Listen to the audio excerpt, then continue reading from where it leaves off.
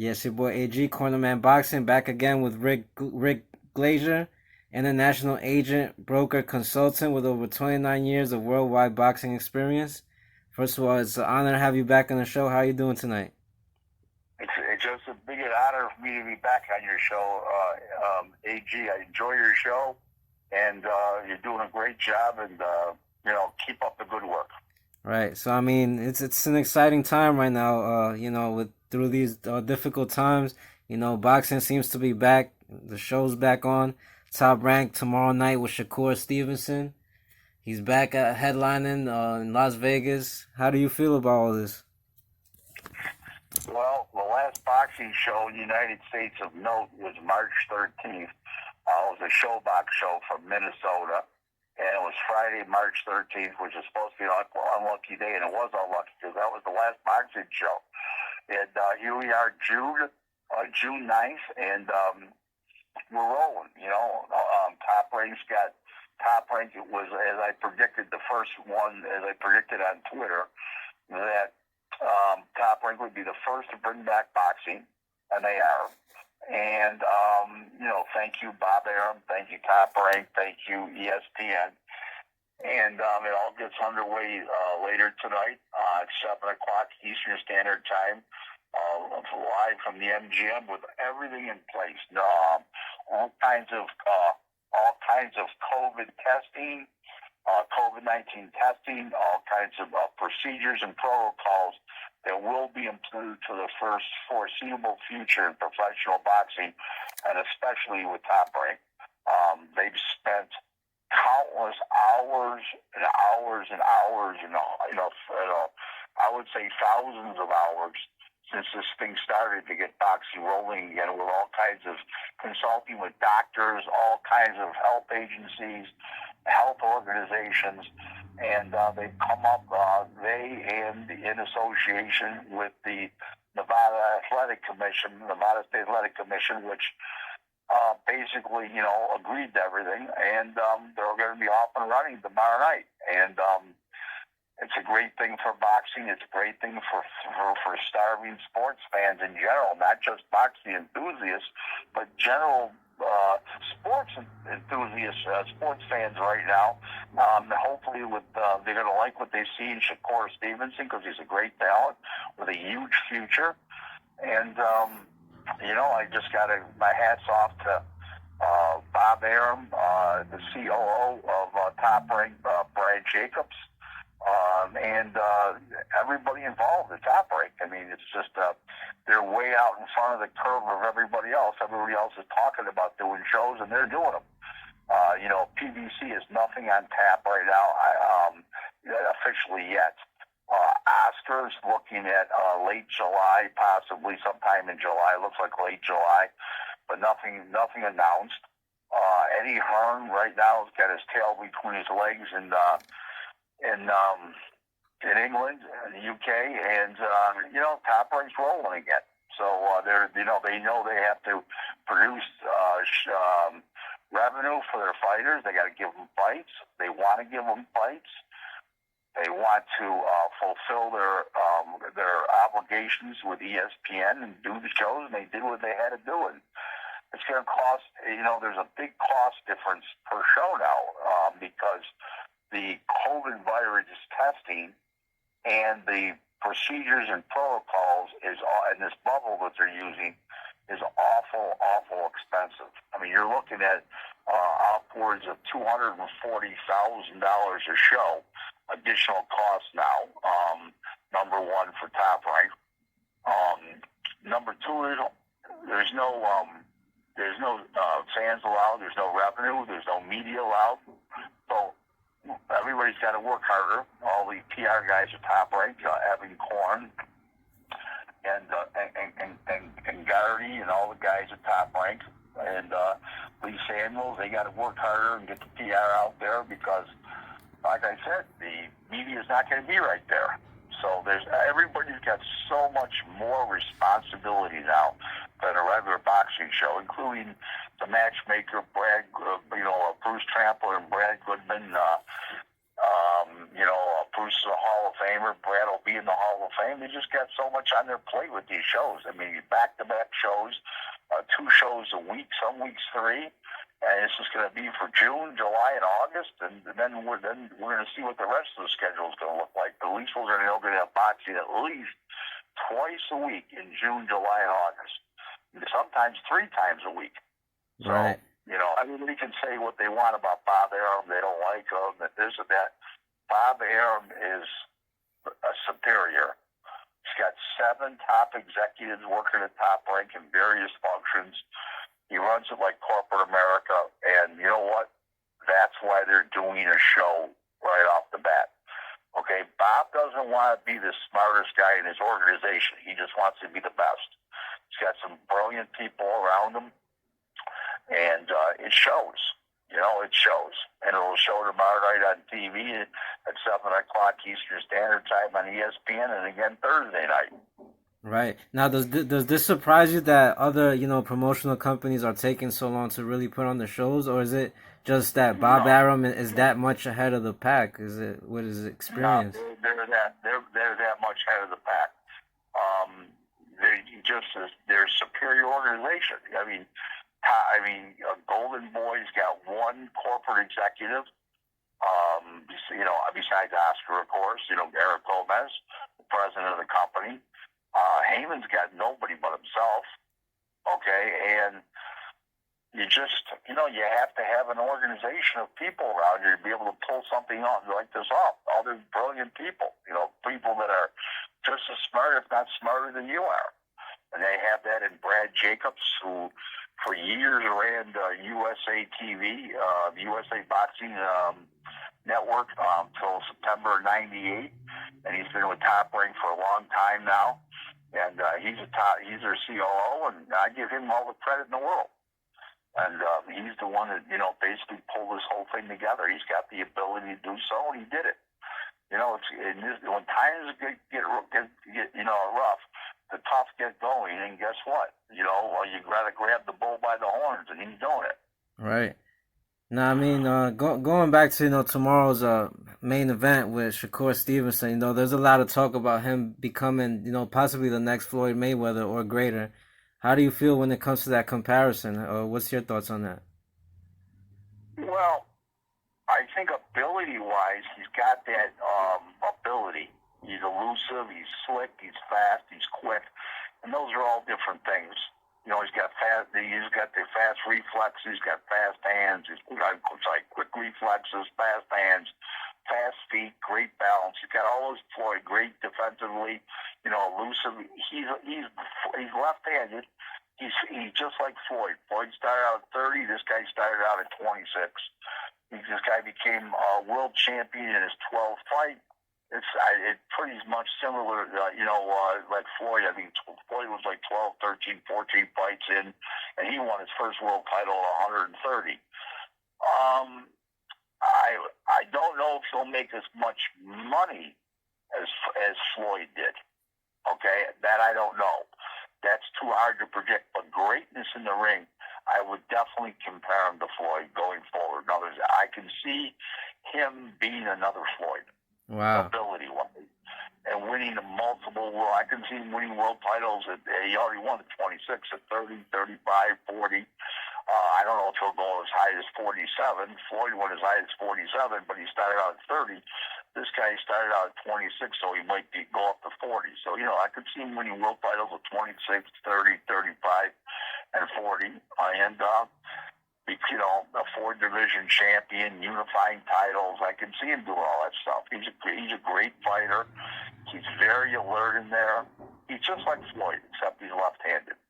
It's just the same type of fighter and same ability, but I don't know if he'll earn that kind of money. That might be an anomaly, where he had Oscar to fight, and he had Pacquiao to fight. Remember, this guy, to get those kind of dollars, you got to have mega names to fight. He may not have the mega names to fight. He might be like an Andre Ward. In other words, who's, by the way, his co-manager. He might be one of those type of fighters that doesn't have that mega star to fight like Andre Ward did. The biggest fights Andre Ward was ever in was Super 6 and the two Kovalev fights, and they weren't mega fights. They were big, but they weren't mega. He just didn't have those kind of fighters to fight. But that doesn't mean he won't be as great as Floyd. That just means he may not have that competition to make that big money. Don't forget, Floyd was very lucky. He had fighters that carried countries. So in other words, what I mean by that is he had Oscar carried United States and Mexico. He had Cotto who carried a whole culture of people of Puerto Rican descent. And then he had Pacquiao who carried a whole country, and there was a mega star over here. So if Floyd got a little lucky, right, okay, in that regard. I'm not saying luck that he was lucky that he won. I'm saying he's lucky that he had those type of guys to fight, because that wasn't within his control. Mm. Do you understand what I mean? So there was a big degree of luck involved there. Right, it was a very fortunate situation for him. Oh, yeah, a very fortunate situation.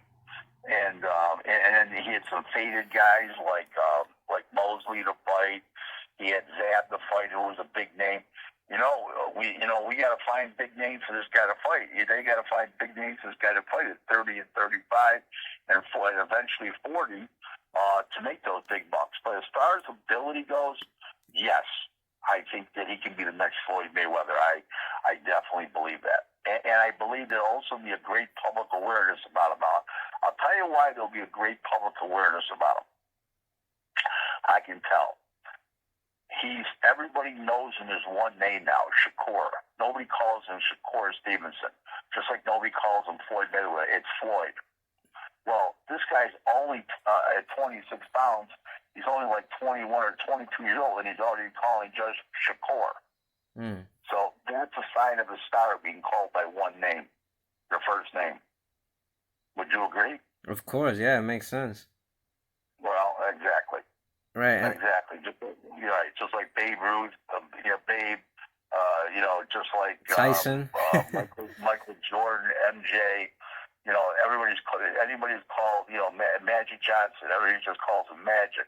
right. It doesn't matter what sport you're talking about. That's just the way it works out. Right. So I mean, so that's a great sign.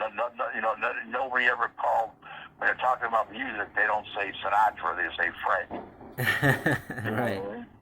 So, and if they do say Sinatra, they don't say Frank Sinatra. So you always know by one name. And you know what? I think he's big enough to pull. It's already happening now that people are just referring to him as Shakur. So right. that's a big sign. That's a good point. And I mean, tomorrow's later on today it's a big night. It's his first debut at lightweight. I mean, junior lightweight, 130 pounds. He's taking on Felix. Let me say this to you. He hasn't given up his 20. It's not really a debut in that sense, because he's not moving up to 20 or 30, but maybe only for tomorrow night. They haven't made that determination if you're going to go back down to 26 or not. So he hasn't given up. So it's what it is really is it's a non-title fight is what it is. Right. And over the weight non-title fight. That's what it is really. And you know what? The guy that he's supposed to fight, the guy that he is fighting, I don't know that much about him except to say that he's a solid guy. And, Shakur will look like a star because that's just how good Shakur is. So that's no mock on the other guy. He's just that good. He separates. He reminds me of a horse. The horse is coming down for the finish, and everybody else is in between the third and the fourth third still. Wow. I mean, do you see him getting the stoppage tomorrow night? Or later on tonight? Yes. Yes, I do. He will. He's just that kind of guy. He's fast. He's elusive. He strikes quickly, gets in and out and around guys. He could make this guy look bad. Just like he would make, I was up to fight when he won the title back in Reno, back on October 26th. I was in Reno. Mm-hmm. I was ringside, and it was amazing some of the moves he pulled off. I mean, really, and he fought a good fighter. Joel Gonzalez is one of Oscar De La Hoya's fighters, no joke. And undefeated, he was going to that fight, and he just played with him. I gave him I think I gave him one round, Gonzalez, and Gonzalez is no joke. Yeah, I remember that fight. He dominated. He dominated. I mean, he's very hard to hit. He's elusive. He's very alert there. He's got those keen eyes. Floyd had him. Certain, Ray Leonard had him. Certain fighters have those keen eyes, and he's just one of those kind of guys. Right.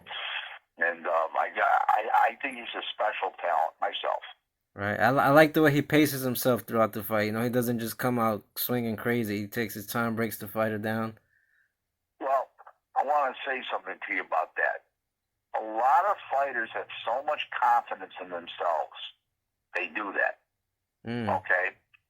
Where they know they're going to break a guy down in just a matter when they get him out of there. But sometimes the fighters have so much insecurity that they don't train right, and they can't go to 10 or 12 rounds.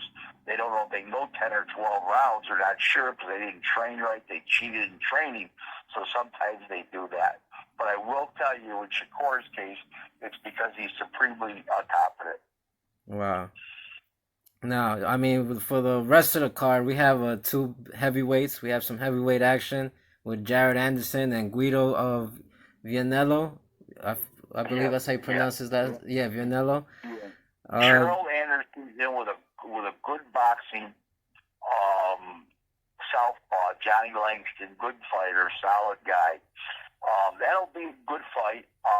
I would think that Jared Anderson would overpower him. There's a big size difference of like 20, 25 pounds in that fight. But I also do believe that Langston will I think that Jared Anderson will learn a lot about himself because he's been blowing guys out of there right away. I just don't see him blowing Langston out of there right away. Wow. So he'll learn about himself tomorrow. He'll learn something from the fight, and we'll learn something about Jared Anderson tonight, I should say. Right, and I mean he got bumped up to the co-main event, so the spotlight will definitely be on him tonight. Yeah. I thought Guido Canelli got bumped up to the co-main event. What's that? No, it's Jared Anderson got bumped up. There you go. Okay, very good. Right. Very good. He should be victorious. I don't see why he shouldn't be. But like I said, he'll learn a lot about himself. We'll learn a lot about Jared Anderson fighting Johnny Langston. No question about that. Right. Now, I was talking to one of my buddies, and they feel Guido might steal the show tomorrow night. How do you think there's any chance of that? Guido's got fast hands. Guido's a complete fighter. There's nothing negative I can say about Guido. Guido can fight. He's an Olympian from Italy. He moved to Las Vegas. He's training in Las Vegas now full time. I believe Las Vegas. Maybe it's Big Bear. I can't remember. I think it is. I'm sorry. It is not Big Bear anymore. It used to be Big Bear with Abel Sanchez. It is in Vegas now with Kevin Berry. And I think that he's an excellent fighter with a huge future. I think Top Rank's going to bring him along very, very slowly and not make any mistakes with him, rush him, or put him in too quick or anything like that, because he does have a lot of potential. And an Italian heavyweight from Italy, being a world heavyweight contender, will bring a lot of money between the American Italians, Italian Americans, between the Italian Canadians in Canada, and the Italians that moved to Montreal and Toronto, and also, of course, Italy. I mean, just crazy. What people don't realize this. I want to teach you and your fans something tonight. What's that? Are you ready? Of course. There's more Italians in the greater Toronto area than anywhere in the world outside of Italy. Wow. How's that? Yeah, I never even had a clue about that. Right. Okay, now here's another one for you. There's more Polish people in the Chicago area than there is in the rest of the world outside of Poland. Wow. I mean, I learned that there was a big, Ukrainian fan base out there when Usyk fought, but I didn't know about the Polish, community. Oh yeah, big Polish, a big Ukrainian out there. That's correct. Wow. That's correct. A big, real big Polish. No question about that. Nice. I No, mean, no question about that. it's good to know because we love supporting everywhere, the whole world. This boxing is an international thing, so it's good to see Yeah, this. that's why certain fighters fight in certain cities. Even though they're not from there, because they have a big population of that ethnic group of people. So it's great. That's That's why Usyk fought in Chicago. And that's why Galata used to fight in Chicago and in Atlantic City, because a lot of Polish people are living in the New Jersey area. Right. Yeah. Right. Yeah. So Rick, going back to wrap up tomorrow's card. We also have Robesi Ramirez, the Cuban, two-time Olympic gold medalist, I believe. There's a lot of talk of him maybe one day down the line against Shakur. How do you see his career so far, and what do you think we could expect tomorrow? I was at his full debut when he was dropped in the first round, then he lost the fight. I was there too. I was greatly disappointed, and it was in Philadelphia. I was at the Temple University Arena there. I was greatly disappointed in him, but since then he's greatly rebounded. He left those trainers he was with, and he's with that Cuban trainer. His name is Steve. Ismael Salas. Yeah, Salas. Yep. Salas. Yep. So he's with Salas, and you know what? He's coming along really good, and I don't think he's going to be fighting Shakur, because I'll tell you the reason why. I think that this guy is a 26-pounder for now, and Shakur's going to be going to 30. By the time this guy gets enough fights under his belt, Shakur will be at 30 going to 35. Right, that's a good point. You remember, this guy, Shakur, is 3 years ahead of this guy. Mm-hmm. Very seasoned already, Shakur. Yeah, no, this guy's seasoned too, but he doesn't, he needs some fights under his belt yet, and he didn't look good in his pro debut. He's looking better now, but they got to groom him. And by the time Shakur leaves the weight class, and by the time this guy fights for the world title, this guy will be at 30, and then Shakur will be at 35. That's the way I see it. Right. That's a very, logical answer. It makes sense because I also see Shakur, growing. He I saw pictures from today's weigh-in or yesterday's weigh-in, and he looks pretty big at 130. Yeah. I mean, he really has to really try. When I saw him at the weigh-in the other day, at the weigh-in up in Reno, and he was spitting in a cup. So he really has to do those kind of things to make weight. So it's a natural that he moves up to 30. And by the time this guy fights for a real world title at 20, this Robesi Ramirez, he'll be 30, and then what's his name will be at 35. So, I can picture a big fight between Ramirez and Michael Conlan, maybe. Wow, that'd be interesting. The kid from Ireland. I could see that fight happening. I could. It doesn't mean it will, but I could see that happening. They're about the same weight, and they will be about the same weight for the next little while.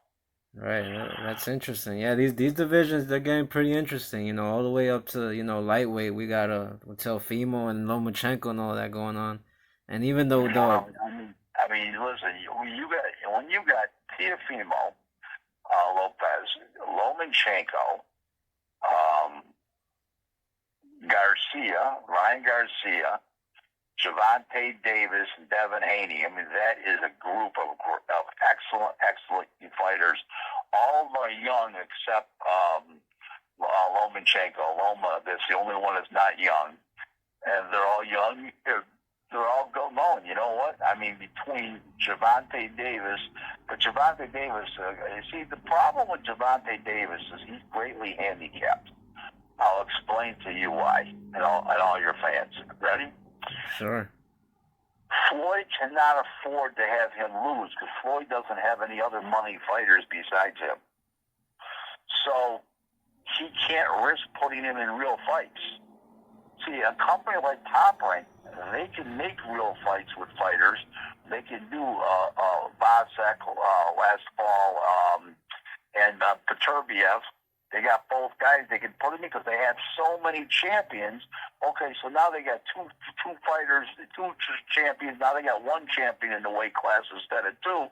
Okay, I get it. But they also got 15 other champions still. So they can afford to have a guy get vanquished. Okay, guys like Floyd can't because they don't have any other stars. Their whole company's revolving around Gervonta Davis, just like Mayweather Productions was about Floyd Mayweather when he was fighting. They had really nobody else, and now it's passed the torch to Gervonta Davis, and he's got to carry a whole company now. Wow. So they can't afford to risk him. Does that make sense to you? Right. Yes, of course. Okay. Now let's just say he was with Top Rank and he lost. Big deal, right? They got 16 champions. Does that make sense to you now? Of course. You can take a little bit more of a risk when you have, some... Correct. 100%. It's just like in a NASCAR race.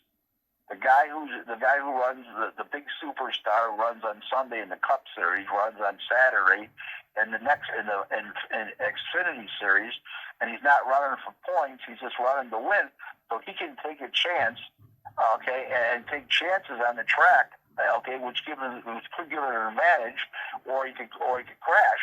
But the guy who's running for points every week, he can't afford to take those chances. He wants to win the season championship. So he's working, the guy who runs once in a while is working with a big advantage. You see? Same thing. It's the same thing. Right. Now, Rick, one last topic I wanted to touch on, because I feel this might be a blessing in disguise for boxing, It seems like we're coming back to primetime television, throughout the week, Tuesdays and Thursdays, as well as other days, especially once other companies put on shows. How good do you think this could be for the sport? It can't hurt. It's got to help. I think it's going to be a great boom for the sport. Boom, BOOM, and I really think it can really help bring back boxing, especially on regular ESPN. That it's not on the Plus app. Some of them will be on the Plus app. Let me tell you, probably the Maloney brothers will be. I don't know. I haven't heard that they are yet, but at least this week it'll be on the regular ESPN, and we'll see. But it definitely will help boxing. And you know what? ESPN announcers do a very nice job. So if the fans are a little confused or they're not sure about things, the ESPN announcers will explain it to them. Besides, between Joe Tessitore and Tim Bradley, they'll do a great job of explaining it to everybody. Right, absolutely. And I mean, especially now, since all the, other sports, they're pretty much delayed or are not starting up till a few other weeks or months. I feel like boxing could really take over the hot seat. Oh, yeah. There's no question. Listen, NASCAR has been doing big ratings.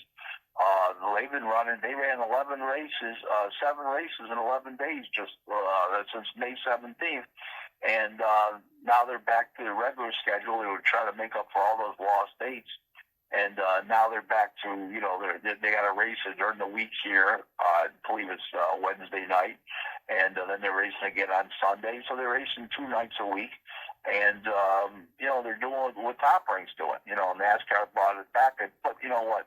NASCAR is a non-contact sport. Mm-hmm. So it's a little different than boxing, obviously. Right. Are they staging these events, without fans in the arena as well? I'm assuming they are, right? No fans, no sports right now is going to have fans that I know of. I haven't heard any fans going to have any sports going to have fans. I don't know of any, to be honest with you. Right. So listen, they got to worry about getting the events done. They can't be worrying about the extra revenue that fans would bring in, but could cause a lot of health issues. Right. Remember, you can test the athletes. You can test the cornermen in boxing. You can test the pit crew, the driver, the pit crews in NASCAR, let's just say, or an IndyCar. You can test the and the drivers and the pit crew. How do you test the fans? So Right. it's just impossible. So you know what? Everybody's doing the right thing for now. They're doing what they have to do. They're making the adjustments to do what they need to do. Right. The health comes first always. Health and welfare. Health and great health and welfare, and your great welfare bring prosperity. 100%. All right, Rick. I mean, I thank you so much for your time. I look forward to doing these a little more consistent, so you can help teach our fans and make them become more familiar with the in and outs of boxing. So we look forward to keep doing these shows with you as these boxing cards take place. And like always, it's a great pleasure and an honor. And I can't wait for the next one because we got some hot topics coming up. So I really look forward to the next I'm one. ready to answer, AG. I'm ready to answer all your hot topics, and for you and your fans, all your listeners and viewers, and just looking to do whatever I got to do to help boxing fans understand the sport better, so they become diehards. Because boxing, one of those sports, nobody ever explains them anything. They just put it out there. That's why I like explaining it. I can be found on Twitter at Real Rick Glaser 1. That's Real Rick Glaser 1. Glazer's Glaser. It's Real Rick Glaser